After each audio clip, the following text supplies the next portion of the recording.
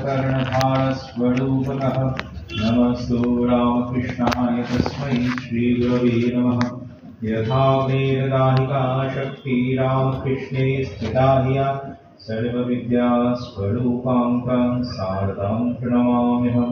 परतत्त्वे सदानीन रामकृष्णसमाज्ञया यो धर्मस्थापनरतो विदेशं तं नमाम्यहं। कालिन्दीफुल्लकमले माधवेन क्रीडारतः ब्रह्मानन्दं नमस्तुभ्यं सद्गुरुलोकनायकः।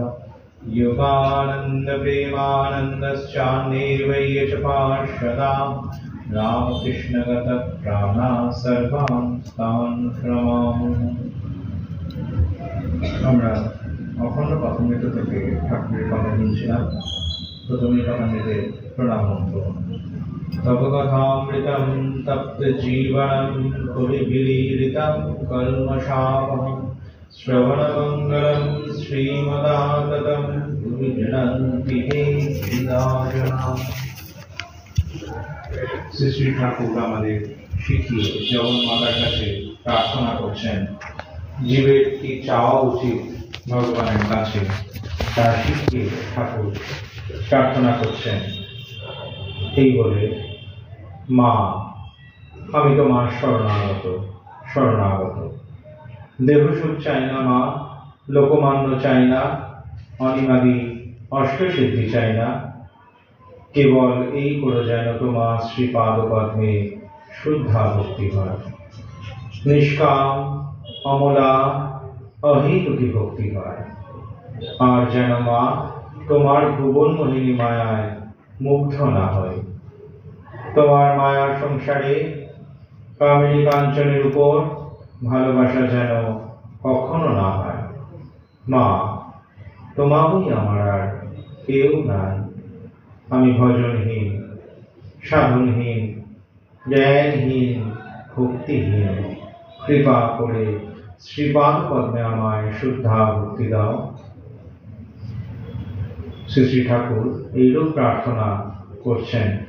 আমরাও ঠাকুরের শেখানো এই প্রার্থনা আমাদের জীবন সর্বস্ব ঠাকুরের উদ্দেশ্যে করছি। অখণ্ড কথামৃতে অষ্টম পরিচ্ছেদ 382 পৃষ্ঠায় আমাদের পাঠ চলছিল। শিবপুর থেকে ঠাকুরের কাছে কিছু ভক্তরা এসেছিলেন। অনেক দূর থেকে এসেছেন দেখে ঠাকুর আর চুপ করে থাকতে না পেরে তাদের সার কথা গুটিকত বলছিলেন। ঠাকুরের কথা শুনতে শুনতে ভক্ত প্রশ্ন করছেন ঠাকুরের কাছে, সংসারে কেন তিনি রেখেছেন? ঠাকুর উত্তর দিচ্ছেন, সৃষ্টির জন্য রেখেছেন। তার ইচ্ছা, তার মায়া, কামিনী কাঞ্চন দিয়ে তিনি ভুলিয়ে রেখেছেন।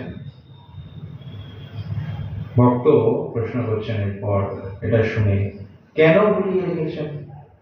কেন তার ইচ্ছা?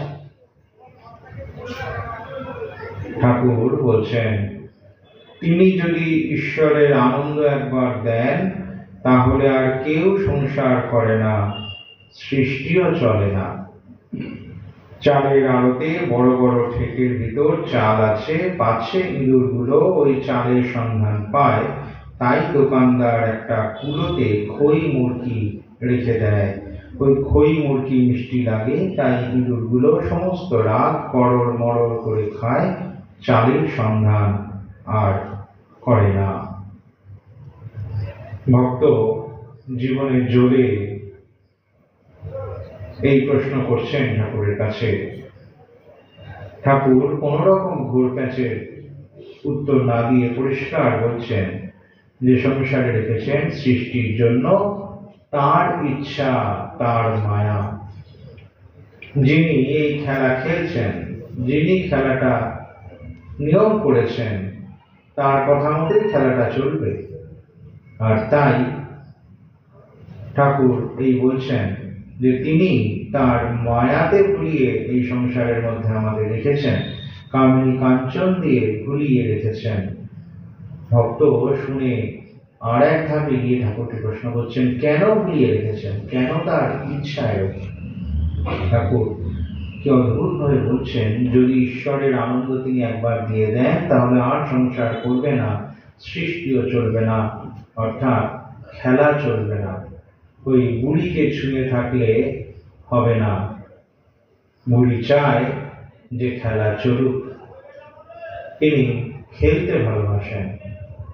পঞ্চবর্ষীয় বালকের ন্যায় তার অবস্থা, সদা হাস্যময় তিনি, ঈশ্বরের রূপ তিনি, ঈশ্বরের স্বভাব, তিনি খেলতে ভালোবাসেন, নিজেকে নিয়ে খেলছেন।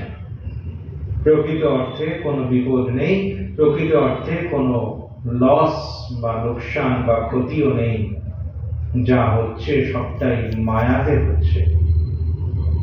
যেন সেই স্বপ্নের মধ্যে বাঘে ধরেছে, যন্ত্রণায় ছটফট করছি, কিন্তু স্বপ্নটা কতটা সত্যি না, ঘুম ভেঙে গেলেও বুক ধরধর করছে, কিন্তু বাঘে ধরছিল, একদম ঘাড়ের কাছে এসে কামড় দেবে, এই অনুভব ততটাই সত্যি।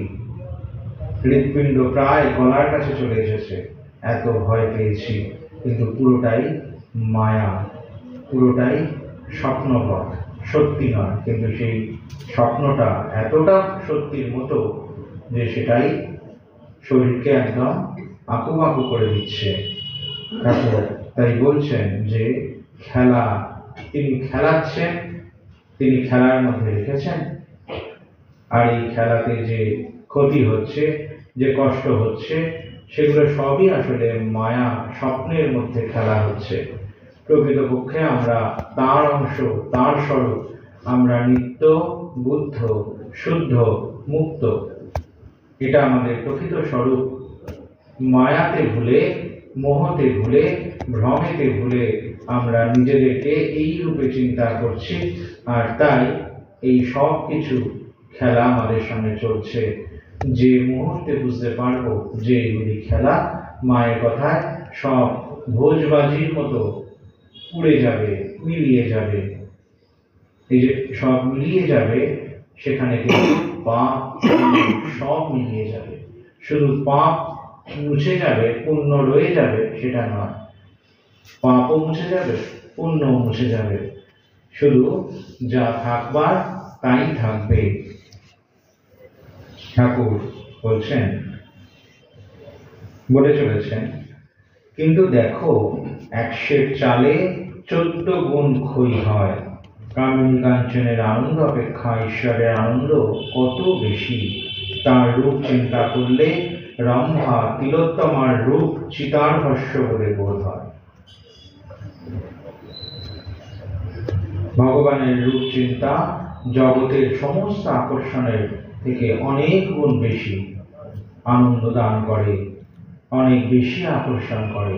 যদিও সেই অবস্থায় উন্নীত হতে গেলে কিছু শর্ত প্রয়োজন, নিজেকে সেই রূপে তৈরি করবার প্রয়োজন, হৃদয়, মন, শরীর সেই রূপে তৈরি হলে তবে এই ভাব আসে।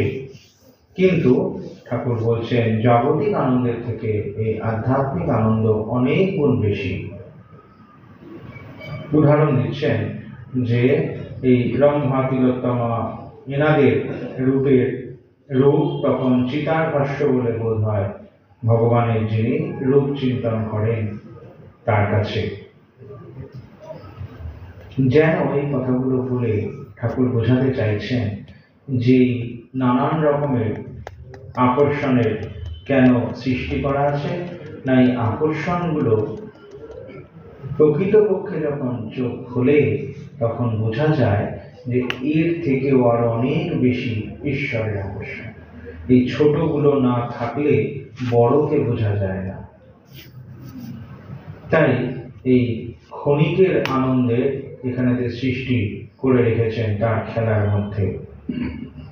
ভক্ত ঠাকুরকে বলছেন এইটা শুনে, এই যে ভগবান তার আকর্ষণ এত বেশি যখনই ঠাকুর বুঝিয়েছেন, তিনি ভক্ত বলে উঠছেন, তাকে লাভ করবার জন্য ব্যাকুলতা কেন হয় না? একদম আমাদের সবার হয়ে প্রশ্ন করছেন। সবই তো বুঝলাম, ব্যাকুল হতে হবে, ব্যাকুল হয়ে তাকে ডাকতে হবে, ব্যাকুল হয়ে তাকে ডাকলে তাকে ভালোবাসলেই হবে, কিন্তু তাহলে ব্যাকুলতাটা আমার আসছে না কেন? ঠাকুর বলেছেন ভোগান্ত না হলে ব্যাকুলতা হয় না। কামিনী কাঞ্চনের ভোগ যেটুকু আছে সেটুকু তৃপ্তি না হলে জগতের মাকে মনে পড়ে না। ছেলে যখন খেলায় মত্ত হয় তখন মাকে চায় না, খেলা সাঙ্গ হয়ে গেলে তখন বলে মা যাব। হৃদের ছেলের পায়রা লয়ে খেলা করছিল, পায়রাকে ডাকছে আয় তি তি করে। পায়রা লয়ে খেলা তৃপ্তি যাই হলো, অমনি কাঁদতে আরম্ভ করলে। তখন একজন অচেনা লোক এসে বললে আমি তোকে মার কাছে লয়ে যাচ্ছি আয়। সে তারই কাঁধে চড়ে অনায়াসে গেল। ব্যাকুলতা কেন হয় না আমাদের কথা? যারা ব্যাকুল হতে চায় স্বীকৃতি বলে তাদের কথা ঠাকুর পরিষ্কার করে বলে দিচ্ছেন, ভোগের অন্ত না হলে ব্যাকুলতা। ব্যাকুলতা অর্থাৎ ঈশ্বরকে পাওয়ার জন্য তীব্র ইচ্ছা। জগতের জন্য যদি তীব্র আকর্ষণ থাকে তাহলে ঈশ্বরের জন্য তীব্র ইচ্ছা কখনোই হতে পারবে না। একটা ফাঁকা হলে তবে না সেখানে অন্য কিছু রাখা যাবে। বালতি যদি জলে ভর্তি থাকে তাহলে সেই ভর্তি বালতিতে আর নতুন করে কিছু ভর্তি করা সম্ভব নয়। আগে বালতিটা ফাঁকা করতে হবে, তবে সেখানে কিছু ভর্তি করা যাবে। তাই ঠাকুর বলছেন ভোগের অন্ত না হলে ব্যাকুলতা হয় না। ভোগের অন্ত, ভোগের অন্ত কি করে হবে? অনন্ত ভোগ, এর শেষ কোথায়? ভোগের অন্ত কেবলমাত্র যখন বৈরাগ্যের উদয় হবে তখন হতে পারে। বৈরাগ্যের উদয় কি করে হবে? বিবেক যখন জাগরিত হবে। বিবেক না জাগলে বৈরাগ্যের উদয় হয় না। বৈরাগ্যের উদয় না হলে অনন্ত ভোগ ত্যাগ করবার বিচার আসে না, মানসিকতা তৈরি হয় না। আর বিবেক কি করে জাগরিত হয়? বিবেক জাগরণের জন্য ঈশ্বরের প্রার্থনা, ঈশ্বরের কাছে প্রার্থনা, সৎ অসৎ বিচারের প্রয়োজন আছে। এইটা একমাত্র কথা। আর কি করে এই সৎ অসৎ বিচার, ঈশ্বরের চিন্তা বা ঈশ্বরের প্রার্থনা করা যায়? তার জন্য ঈশ্বরের নাম, ঈশ্বরের নামেতে অনুরাগ। গুরু প্রদত্ত নাম যত বেশি জীবনেতে অনুরণন করা যায়, ওই নামের বলে, ওই নামের কৃপায়, ঈশ্বরের কৃপায় হৃদয়ের মধ্যে তার প্রতি আকর্ষণ আসে। ঠাকুর আরেকটি থাকের কথা বলছেন যারা নিত্য সিদ্ধ তাদের সংসারে ঢুকতে হয় না, তাদের ভোগের বাসনা জন্ম থেকেই মিটে গেছে। এটা অন্য একটি থাকের কথা বলছেন ঠাকুরের অন্তরঙ্গ পার্শ্বদ ঈশ্বর কোটি, যারা তাদের কথা বলছেন, তাদের কোন রকম ভোগের বাসনা থাকে না, তাদের শুরু থেকেই ভোগের বাসনা নেই। আর আমরা যারা অতি সাধারণ, আমাদেরকে প্রাণিকাই রব করে ভোগের বাসনাকে কমানোর চেষ্টা করতে হয়, মুছে ফেলা তো অনেক দূরের কথা। এটি ঠাকুর বোঝাচ্ছেন। মাস্টারমশাই বলছেন 5টা বাজিয়াছে, মধু ডাক্তার আসিয়াছেন। ঠাকুরের হাতটিতে বার ও ব্যান্ডেজ বাঁধিতেছেন। ঠাকুর বালকের ন্যায় হাসিতেছেন আর বলিতেছেন ঐহিক ও পারত্রিকের মধুসূদন। মধুসূদন নাম শুনেছেন, জগৎ তারণ তিনি। তাই ঠাকুর মজা করে ওই নামকে সামনে রেখে এই কথা বলছেন যে ইহকাল পরকালের পরিত্রাতা এসে গেছে মধুসূদন আমার কাছে। মধু ডাক্তার সহাস্যে বলছেন কেবল নামের বোঝা লয়ে মরি, কেবল নামের বোঝা বয়ে মরি। ঠাকুর হাসতে হাসতে বলছেন কেন, নাম কি কম? তিনি আর তার নাম তফাৎ নয়। সত্যভামা যখন তুলাযন্ত্রে, গল্প বলে বলছেন, সত্যভামা যখন তুলাযন্ত্রে স্বর্ণ মণি মাণিক্য দিয়ে ঠাকুরকে ওজন করছিলেন শ্রীকৃষ্ণকে, তখন হলো না। যখন রুক্মিণী তুলসী আর কৃষ্ণ নাম একদিকে লিখে দিলেন তখন ঠিক ওজন হলো। নাম কি কম, তিনি আর তার নাম তফাৎ নয়। আমাদের জন্য অত্যন্ত বড় আশার বাণী, আমাদের জন্য অত্যন্ত বড় অভয় বাণী। তিনি আর তার নাম তফাৎ নয়, নাম ও নামই অভেদ। মাস্টারমশাই বলছেন, এইবার ডাক্তার বাড় বাঁধিয়া দিবেন। মেঝেতে বিছানা করা হইল। ঠাকুর হাসিতে হাসিতে মেঝেতে আসিয়া শয়ন করিতেছেন। সুর করিয়া গান করিয়া বলিতেছেন, রাইয়ের দশম দশা বৃন্দে বলে আর কত বা হবে। ভক্তেরা চতুর্দিকে বসিয়া আছেন। ঠাকুর আবার গাইতেছেন, সব সখী মিলি বৈঠল সরোবর কূলে। ঠাকুরও হাসিতেছেন, ভক্তেরাও হাসিতেছেন। বাড় বাঁধা হইয়া গেলে ঠাকুর বলিতেছেন, আমার কলকাতার ডাক্তারদের তত বিশ্বাস হয় না। শম্ভুর বিকার হয়েছে, ডাক্তার বলে ও কিছু নয়, ও ঔষধের নেশা। তারপরই শম্ভুর দেহত্যাগ হলো। এই নিয়ে কিছু বলার দরকার নেই। মাস্টারমশাই পরের দিনের কথা বলছেন। সন্ধ্যার পর ঠাকুর বাড়িতে আরতি হইয়া গেল। কিছুক্ষণ পরে অধর কলিকাতা হইতে আসিলেন ও ঠাকুরকে ভূমিষ্ঠ হইয়া প্রণাম করিলেন। ঘরে মহিমাচরণ, রাখাল, মাস্টার, হাজরাও এক একবার আসিতেছেন। অধর ঠাকুরকে জিজ্ঞাসা করছেন, আপনি কেমন আছেন? ঠাকুর স্নেহমাখা স্বরে বলছেন, এই দেখো হাতে লেগে কি হয়েছে। বলে হাসতে হাসতে আবার নিজেই বলছেন, আছি আর কেমন। অধর মেঝেতে ভক্ত সঙ্গে বসিয়া আছেন। ঠাকুর তাহাকে বলিতেছেন, তুমি একবার এইটে হাত বুলিয়ে দাও তো।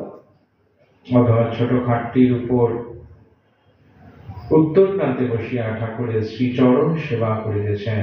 ঠাকুর মহিমাচরণের সহিত আবার কথা কহিতেছেন। ঠাকুর কথা বলতে শুরু করছেন মহিমাচরণের সঙ্গে। আমরা মনে রাখবো, আগে ঠাকুর অধরকে বললেন তাকে একটু হাত বুলিয়ে দিতে। অধর তার পা সেবা করছেন। ঠাকুর মহিমাচরণের সঙ্গে কথোপকথন শুরু করছেন। বলছেন, অহেতুকী ভক্তি, তুমি এইটি যদি সাধতে পারো তাহলে বেশ হয়। কেন হঠাৎ অহেতুকী ভক্তি বললেন? তিনি করছেন এখানে অধরকে, কোনো কারণ নেই, ডেকে নিয়ে আসছেন, বসাচ্ছেন তার কাছে, তার পা সেবা করবার, তার শ্রীচরণ সেবা করবার সুযোগ দিচ্ছেন, করিয়ে নিচ্ছেন তাকে দিয়ে। ভগবান যখন যার যেটা প্রয়োজন তাকে ঠিক সেটা দেন, সে নিজে ভুলে গেলেও তাকে সেটা দিয়ে দেন। অধরের পুণ্য বলে, সংস্কার বলে তার ওই সময় ঠাকুরের শ্রীপাদ পদ্ম সেবা করবার কথা। তিনি তাকে ডেকে এনে বলছেন, অধর বলছেন না যে আমি আপনার শ্রীচরণের সেবা করতে চাই। ঠাকুর তাকে ডেকে এনে বলছেন তুমি একটু আমার পাটা সেবা করে দাও। অহেতুকী ভক্তি বলে ব্যাখ্যা করতে শুরু করছেন। মুক্তি, মান, টাকা, রোগ ভালো হওয়া কিছুই চাই না, কেবল তোমায় চাই। এর নাম অহেতুকী ভক্তি। বাবুর কাছে অনেকেই আসে, নানা কামনা করে, কিন্তু যদি কেউ কিছুই চায় না, কেবল ভালোবাসে বলে বাবুকে দেখতে আসে, তাহলে বাবুরও ভালোবাসা তার উপর হয়। অসাধারণ ভাবে গল্প করে আমাদেরকে নতুন নতুন দিগন্তের ইঙ্গিত দিচ্ছেন। বাবু এখানে ভগবান, বাবুর কাছে সে নানা কিছু চাওয়া, ভগবানের কাছে জাগতিক সমস্ত লিস্ট দিয়ে দেওয়া। আর একজনের কথা বলছেন, যিনি ভগবানের কাছে এসে কিছুই চাইছেন না, শুধু ভগবানকে ভালোবাসেন বলে ভগবানের কাছে এসেছেন। তাহলে কি হয়? যিনি ভগবানের রিপ্রেজেন্টেটিভ অবতার, তিনি বলছেন তাহলে কি হয়? তাহলে যে কিছু না চেয়ে শুধু ভগবানকে ভালোবেসে তার কাছে আসেন, ভগবানের তার উপরে ভালোবাসা হয়। ভগবান যদি তাকে ভালোবাসেন তাহলে ভগবান তাকে সব কিছু দেন। যদিও তারা তখন জাগতিক কোনো চাহিদা থাকে না, কিন্তু ভগবান তাকে সব কিছু দেন।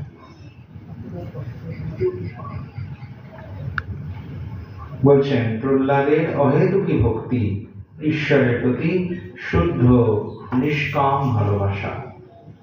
মহিমাচরণ চুপ করিয়া আছেন। ঠাকুর আবার তাহাকে বলিতেছেন, আচ্ছা তোমার যেমন ভাব সেই রূপ বলি, শোনো।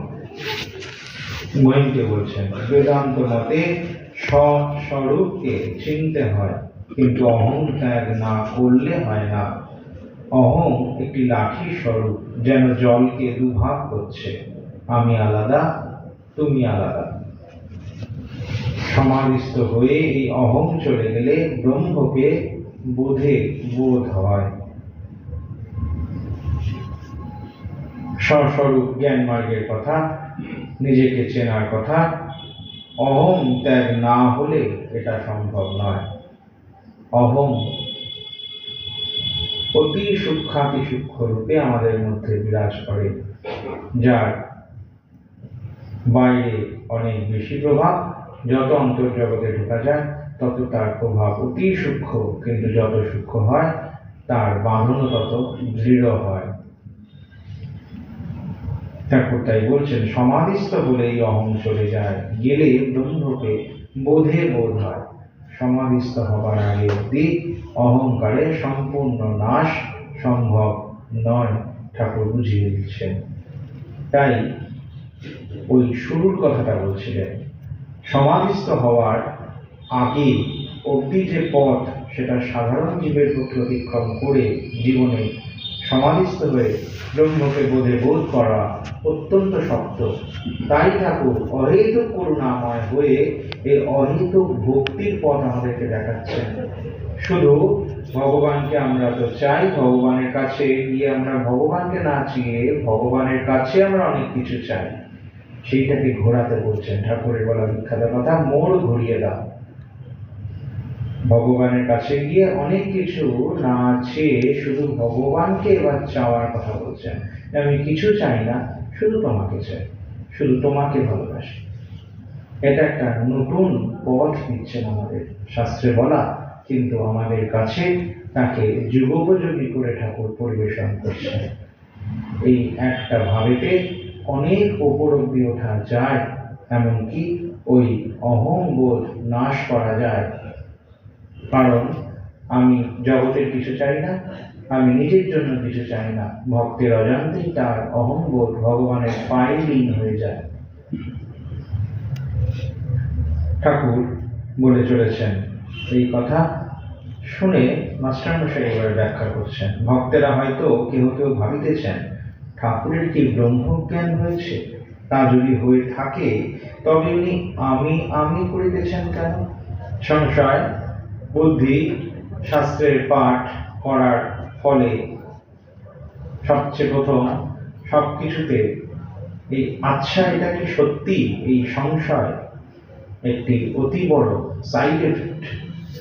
মাস্টারমশাই বলছেন এই কথা, এই প্রশ্ন করছেন, ঠাকুরের কি ব্রহ্মজ্ঞান হয়েছে? ব্রহ্মজ্ঞান হলে অহং শূন্য হবে, তো অহং যদি শূন্য হয়ে যায়, আমি যদি প্রকৃত নাশ হয়ে যায়, তাহলে কথায় কথায় আমি বেরোচ্ছে কি করে? অন্তর্যামী ঠাকুর উত্তর দিচ্ছেন। এবার ঠাকুর আবার কথা কয়ে দিচ্ছেন। ঠাকুর বলতে শুরু করছেন এবার, আমি মহিম চক্রবর্তী বিদ্বান, এই আমি ত্যাগ করতে হবে। বিদ্যার আমিতে দোষ নাই। শঙ্করাচার্য লোক শিক্ষার জন্য বিদ্যার আমি রেখেছিলেন। বিদ্যার আমি, যার জ্ঞান চক্ষুর উদয় হয়েছে, যার মধ্যে অহংকারের নাশ হয়েছে, তিনি ঈশ্বরের ইচ্ছায় লোকশিক্ষার জন্য এই বিদ্যার আমিকে অর্থাৎ শুদ্ধ জ্ঞানকে আশ্রয় করে আমি বোধে থাকেন। শুধু শরীরটাকে রাখা, যাতে কিনা এই জগতের কল্যাণ হয় ঈশ্বরের নির্দেশে। আমি সম্পূর্ণ যদি লয় হয়ে যায়, তাহলে শরীরও থাকবে না। তাই এই কথা ঠাকুর বলছেন, বিদ্যার আমি শঙ্করাচার্য রেখেছিলেন। বলার পর বলছেন, স্ত্রীলোক সম্বন্ধে খুব সাবধান না থাকলে ব্রহ্মজ্ঞান হয় না। তাই সংসারে কঠিন, যত শিয়ান হও না কেন, কাজলের ঘরে থাকলে গায়ে কালি লাগবে। যুবতীর সঙ্গে নিষ্কামেরও কাম হয়। তাই ঠাকুর ভক্তি মার্গের কথা বলছেন আমাদের জন্য, বলে বলছেন, তবে জ্ঞানীর পক্ষে সদারায় কখনো কখনো গমন দোষের নয়। যেমন মলমূত্র ত্যাগ, তেমনি ঋতত্যাগ, পায়খানা আর মনে নাই। আধা ছানার মন্ডা কখনো বা খেলে, মহিমার হাস্য, সংসারের পক্ষে তত দোষের নয়। ঠাকুরের বলা কথা এত অদ্ভুত ভাবে ঠাকুর আস্তে আস্তে করে আমাদেরকে বুঝিয়ে বুঝিয়ে, বাচ্চাকে যেমন বুঝিয়ে বুঝিয়ে লাইনে আনে মা আর কি, ঠিক সেই রকম ভাবে ঠাকুরের বলা প্রতিটা কথা এত অদ্ভুত ভাবে বলা, সেই কথার মাঝখানে এত তত্ত্ব। জ্ঞানীর পক্ষে দোষ নেই, তার কাছে তখন নানান শরীরের রেচন ক্রিয়ার মতো সৃষ্টি কার্য একটি ক্রিয়া, এইটুখানি। এটা ঠাকুর বলছেন। কিন্তু এই কথাগুলো বলার আগে সংসারীর পক্ষে ব্রহ্মজ্ঞান অত্যন্ত কঠিন, সেটা বলে দিচ্ছেন। সংসারীর পক্ষে নিজেকে সম্পূর্ণরূপে এই জগতের রূপ রস গন্ধের মাঝখানে থেকে নাহম নাহম টুহু টুহু করে পরিষ্কার ভাবে সেই একেতে মনকে লীন করে থাকা অনুক্ষণ খুব শক্ত কাজ। তাই ঠাকুর বলছেন জ্ঞানীর পক্ষে এটা সম্ভব, যে পূর্ণ জ্ঞানে প্রতিষ্ঠিত, বাকিদের জন্য নয়। বাকিদের জন্য কি? বাকিদের জন্য ভয় দিচ্ছেন। আধার মন্ডা কখনো বা খেলে, সংসারের পক্ষে তত দোষের নয়। অর্থাৎ সংসারে থাকতে গেলে, জগতের মাঝখান দিয়ে যেতে গেলে একটু আধটু যদি তোমার দোষ হয়েও থাকে, সেটা অত দোষের নয়। তাহলে সব ছাড় না, ওই তাকে চিন্তা করা। ঠাকুর কথা মধ্যে পাতায় পাতায় বলে চলেছেন, মনুষ্য জীবনের উদ্দেশ্য ঈশ্বর লাভ, তাকে পাওয়ার জন্য চেষ্টা করা, এটাই একমাত্র আমাদের লক্ষ্য। এই লক্ষ্যের পথে চলতে গিয়ে যদি এক আধবার আমরা হোঁচট খেয়ে পড়ে যাই, তাহলে সেই কেন পড়ে গেলাম, তাহলে আমার জীবন বৃথা, এটাকে না ভেবে পুনরায় আবার উঠে হাঁটার চেষ্টা করতে হচ্ছে।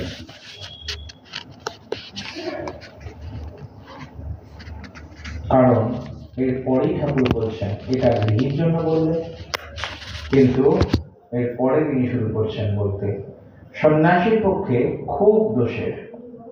সন্ন্যাসী স্ত্রীলোকের চিত্রপট পর্যন্ত দেখবে না। সন্ন্যাসীর পক্ষে স্ত্রীলোক থুতু ফেলে থুতু খাওয়া। আকর্ষণের কথা ঠাকুর বলছেন। স্ত্রীলোকদের সঙ্গে সন্ন্যাসী বসে বসে কথা কবে না, হাজার ভক্ত হলেও, জিতেন্দ্রীয় হলেও আলাপ করবে না। সন্ন্যাসী কামিনী কাঞ্চন দুই ত্যাগ করবে।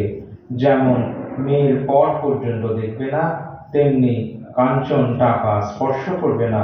টাকা কাছে থাকলেও খারাপ, হিসাব, দুশ্চিন্তা, টাকার অহংকার, লোকের উপর ক্রোধ কাছে থাকলে এই সব এসে পড়ে। সূর্য দেখা যাচ্ছিল, মেঘ এসে সব ঢেকে দিলে। তাই তো মারোয়ারি যখন হৃদের কাছে টাকা জমা দিতে চাইলে আমি বললাম তাও হবে না, কাছে থাকলেই মেঘ উঠবে। নিজেই বলছেন সন্ন্যাসীর কঠিন নিয়ম কেন? তার নিজের মঙ্গলের জন্যও বটে, আর লোকশিক্ষার জন্য। সন্ন্যাসী যদিও নিজে নির্লিপ্ত হয়, জিতেন্দ্রীয় হয়, তবু লোকশিক্ষার জন্য কামিনী কাঞ্চন এই রূপে ত্যাগ করবে। সন্ন্যাসীর 16 আনা ত্যাগ দেখলে তবে তো লোকের সাহস হবে, তবেই তো তারা কামিনী কাঞ্চন ত্যাগ করতে চেষ্টা করবে। এ ত্যাগ শিক্ষা যদি সন্ন্যাসী না দেয়, তবে কে দিবে? সন্ন্যাসীদের জন্য ঠাকুর মাপকাঠি ঠিক করে দিলেন। বলছেন তাকে লাভ করে তবে সংসারে থাকা যায়। যেমন মাখন তুলে জলে ফেলে রাখা। জনক ব্রহ্মজ্ঞান লাভ করে তবে সংসারে ছিলেন। জনক দুখান তরবার ঘোরাতেন, জ্ঞানের আবার কর্মের। সন্ন্যাসী কর্ম ত্যাগ করে, তাই কেবল একখানা তরবার জ্ঞানের। জনকের মতো জ্ঞানী সংসারী গাছের নিচের ফল উপরের ফল দুই খেতে পারে। সাধু সেবা, অতিথি সৎকার এসব পারে। মাকে বলেছিলাম, মা আমি সূক্ষ্ম সাধু হব না। ব্রহ্মজ্ঞানের পরে খাওয়ারও বিচার থাকে না। ব্রহ্মজ্ঞানী ঋষি ব্রহ্মানন্দের পর সব খেতে পারত, শূকর মাংস পর্যন্ত। সংসারীদের কথা বলতে গিয়ে বলছেন, সংসারে তাকে লাভ করে থাকা যায়। ব্রহ্মজ্ঞান লাভ করে জনক রাজা সংসারে ছিলেন লোকশিক্ষার জন্য। সাধারণদের সংসারে থাকা আর এনাদের সংসারে থাকা দুটোর মধ্যে পার্থক্য। সাধারণরা সংসারে থাকে না, সংসারে বাধা পড়ে থাকে, আর এনারা সংসারে থাকেন লোকশিক্ষার জন্য স্বেচ্ছায়। বলছেন এখানেতে ব্রহ্মজ্ঞানের পর খাওয়ার কোনো বিচার থাকে না। ব্রহ্মজ্ঞানী ঋষি ব্রহ্মানন্দের পর সব খেতে পারত, শূকর মাংস পর্যন্ত। শূকর মাংস ভিন্ন ধরনের মাংস, কিন্তু যার অভেদ জ্ঞান হয়েছে তারই তো ব্রহ্মজ্ঞান হয়েছে। যে অভেদে প্রতিষ্ঠিত সে সবের মধ্যে একত্ব দেখতে পায়, তখন তার কাছে এটা ভিন্ন আর ওটা ভিন্ন এই বোধ থাকে না। তাই ঠাকুর এই কথা বলছেন। মহিমাচরণকে জানাচ্ছেন আবার, মোটামুটি দুই প্রকার যোগ, কর্মযোগ আর মনোযোগ বা জ্ঞান যোগ। কর্মের দ্বারা যোগ আর মনের দ্বারা যোগ। ব্রহ্মচর্য, গার্হস্থ্য, বানপ্রস্থ আর সন্ন্যাস, এর মধ্যে প্রথম তিনটিতে কর্ম করতে হয়। সন্ন্যাসীর দণ্ডকমণ্ডলু ভিক্ষা পাত্র ধারণ করতে হয়। সন্ন্যাসী নিত্যকর্ম করে, কিন্তু হয়তো মনের যোগ নাই, জ্ঞান নাই, ঈশ্বরের মন নাই। কোনো কোনো সন্ন্যাসী নিত্যকর্ম কিছু কিছু রাখে লোকশিক্ষার জন্য। গৃহস্থ বা অন্যান্য আশ্রমী যদি নিষ্কাম কর্ম করতে পারে, তাহলে তাদের কর্মের দ্বারা যোগ হয়। ঠাকুর লাস্ট লাইন দিয়ে একটি কথা বলে দিলেন, গৃহস্থ বা অন্যান্য আশ্রমী যদি নিষ্কাম কর্ম করতে পারে, তাহলে তাদের কর্মের দ্বারা যোগ হয়। যোগ অর্থাৎ যুক্ত হওয়া ঈশ্বরের সঙ্গে। নিষ্কাম কর্ম যদি করা যায়, কর্ম যা আমাদের ভোগের কারণ, সেই কর্মই যদি নিষ্কাম রূপে করা হয়, তাহলে তার যোগের কারণ হতে পারে। কর্ম নিষ্কামভাবে করার নতুন দিশা ঠাকুরের কাছ থেকে স্বামীজির মাধ্যমে জগৎ পাচ্ছে।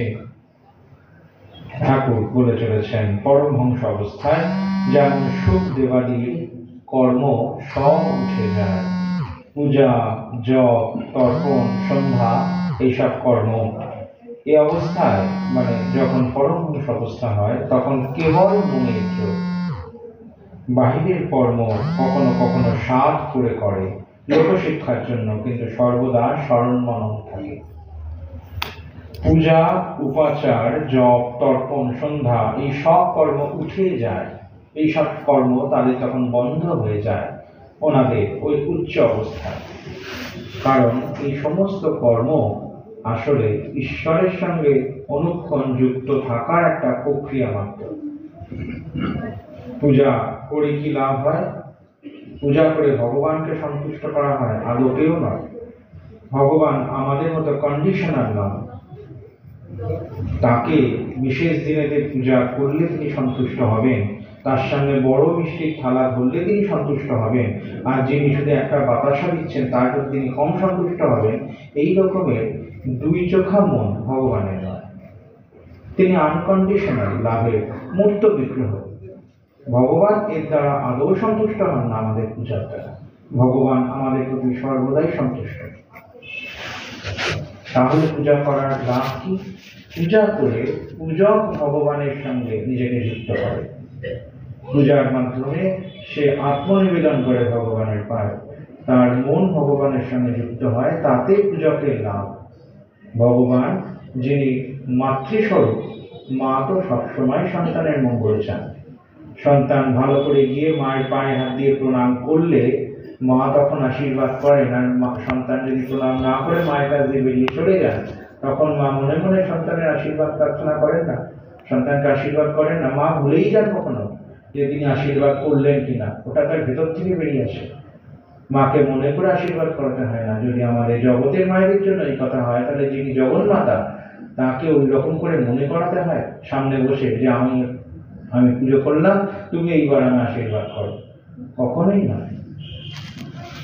ওই পূজার মাধ্যমে যিনি পূজা করছেন তার মন ভগবানের সঙ্গে যুক্ত হয়, যোগ হয়। জপ ভগবানের কোন পবিত্র নাম গুরু প্রদত্ত প্রক্রিয়ায় পুনঃ পুনঃ আবৃত্তি করা, তার স্বরূপ চিন্তনের সঙ্গে সঙ্গে, তার রূপের চিন্তনের সঙ্গে সঙ্গে, এটা জপ। জপ করলে ভগবান খুশি হন? কখনোই নয়। ভগবানকে যিনি জপ করছেন ভগবান তার উপরেও খুশি। যিনি জপ না করে জগতের খেলায় মত্ত হয়ে রয়েছেন সেও ভগবানের সন্তান। কেউ সুসন্তান, কেউ কুসন্তান, কিন্তু দুজনই সন্তান ভগবানের। তাহলে এই নাম জপ পুনঃ পুনঃ করলে কি হয়? পুনঃ পুনঃ এই নাম উচ্চারণ করলে ভগবানের সঙ্গে যুক্ত থাকা যায়, তার স্বরূপের সঙ্গে, তার গুণের সঙ্গে, তার রূপের সঙ্গে নিজের মনকে যুক্ত রাখা যায়। যুক্ত রাখলে এই জগৎ সংসারের প্রপঞ্চের যে রূপ রস গন্ধ, তার থেকে নিজেকে সরিয়ে রাখা যায়। তাতে আমাদের লাভ, আমরা তার সঙ্গে যুক্ত হচ্ছি। আর খুব বেশি হলে কি হতে পারে? ওই মা যেমন পাঁচখানা ছেলের মধ্যে বলেন এই ছেলেটা আমার বেশি শান্ত আর এটা খুব দুষ্ট, ওইটুকুনি পার্থক্য হতে পারে। মা বলতে পারেন এই ছেলেটা আমাকে বেশ সারাক্ষণ ডাকার চেষ্টা করছে, কিন্তু আদৌ আমি যা ডাকছি সেটা ভগবানের জন্য যথেষ্ট, এইরকম হওয়ার কোনো কারণ নেই। যে বাবা বলে ডাকে ঠাকুরের বলা কথা, যে পা বলে ডাকে ভগবান ঠিক বুঝতে পারেন যে এরা আমাকেই ডাকছে। তাই ঠাকুর বলছেন এখানে এই কথাটি যে পূজা জপ এই সব উঠে যায়, তখন বাহিরের কর্ম সব উঠে যায়, কেবল মনের যোগ। এই সবের মাধ্যমে যে মনটা ভগবানের সঙ্গে যুক্ত করবার আমরা প্রয়াস করি, ওই উচ্চ অবস্থায় তখন কেবলমাত্র মনের মাধ্যমে তার সঙ্গে যুক্ত থাকেন, তখন আর এই এত উপকরণের প্রয়োজন লাগে না, এত প্রক্রিয়ার মধ্যে দিয়ে যেতে হয় না। তাহলে এই প্রক্রিয়াগুলোর কোনো প্রয়োজন নেই? অবশ্যই প্রয়োজন আছে, ভীষণ প্রয়োজন আছে। কারণ এই প্রক্রিয়াগুলোর মধ্যে দিয়ে গেলে মন তৈরি হয় তার সঙ্গে যুক্ত হতে। সেই জন্যই এই মহাপুরুষেরা, এনারা আমাদের প্রতিদিনের নিত্য জীবনেতে এই বাড়িতে মায়েদের সন্ধ্যা দেওয়া, সকাল সন্ধ্যায় তুলসী তলাতে প্রদীপ দেওয়া, মন্দিরেতে ঠাকুরকে জল দেওয়া, ধূপ দেওয়া, এই প্রক্রিয়াগুলো করে রেখেছেন। কারণ এগুলোর মাধ্যমে মন তৈরি হয় আস্তে আস্তে তার সঙ্গে যুক্ত হতে। মন মেনে নেয় যে সন্ধ্যাবেলা এখন ভগবানের চিন্তা করতে হবে। আর এনারা যারা ওই অবস্থায় উঠে গেছেন, সুখদেবাদী পরমহংস অবস্থায় যারা রয়েছেন, তাদের আর এই জাগতিক কোনো কিছুর মাধ্যমে মনকে তার সঙ্গে যুক্ত করতে হয় না, তাদের স্বতই যোগ হয়ে আছে। স্বামীজি বেলুড় মঠেতে ঠাকুরের পূজা করতে বসছেন। ঠাকুরের পূজা করতে বসে সমস্ত ফুল বেলপাতা একসঙ্গে নিয়ে হাতে করে ঠাকুরের প্রথমে বসে সমাধিস্থ হয়ে গেলেন, অনেকক্ষণ ধ্যান করলেন, ধ্যান থেকে নামলেন ঘণ্টাখানেক পর, তারপরে সমস্ত ফুল বেলপাতা একসঙ্গে নিয়ে ঠাকুরের পায়ে অঞ্জলি দিয়ে উঠে চলে গেলেন। নিত্য যে পুজোর ক্রম তার কিছুই করলেন না, অদ্ভুত ক্রম অনুসরণ করলেন, কিন্তু যেটা আসল সেটা করলেন। ওই পুরো সাধারণ পূজার যে পদ্ধতি, সেই পূজার পদ্ধতি দিয়ে ভক্ত ভগবানের সঙ্গে একাত্ম হয়, এটাই পূজার চরম সার্থকতা। স্বামীজি প্রথমেই বসে তাই সমাধিস্থ হলেন, ভগবানের সঙ্গে একীভূত হলেন, হওয়ার পর সমস্ত কিছু নিয়ে তার পায়ে অর্পণ করে দিলেন। এটা পূজার একদম অন্তিম, স্বামীজি শুরুতেই সেটা করে দিলেন। ঠাকুর এইটা বলছেন তাই যে তারা কখনো কখনো সাধ করে কর্ম করেন লোকশিক্ষার জন্য, কিন্তু সর্বদা স্মরণ মনন থাকে। আমরাও ঠাকুরের কাছে তাই প্রার্থনা করব যাতে তিনি আমাদের করুণা করেন এবং নিত্য তার স্মরণ মনন যাতে আমাদের হয়, তার আশীর্বাদ করেন। ওম নিরঞ্জনম নিত্যমান্তরূপম ভক্তানুকম্পাধিতবিগ্রহং বৈ ঈশাবতারং পরমেশ্বরবিগ্রহং तं রামকৃষ্ণं শিরসা নমামि।